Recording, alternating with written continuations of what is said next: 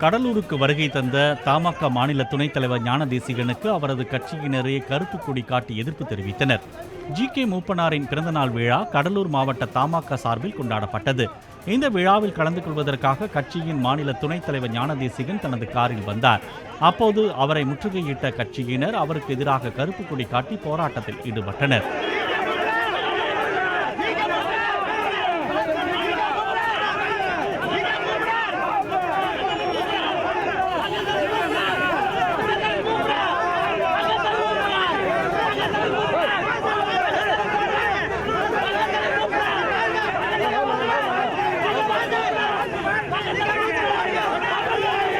இதனைத் தொடர்ந்து ஞானதேசிகன் போராட்டத்தில் ஈடுபட்டவர்களிடம் பேச்சுவார்த்தை நடத்தியதை அடுத்து அவர்கள் கலைந்து சென்றனர். இதனால் அங்கு சிறிது நேரம் சலசலப்பு உண்டானது.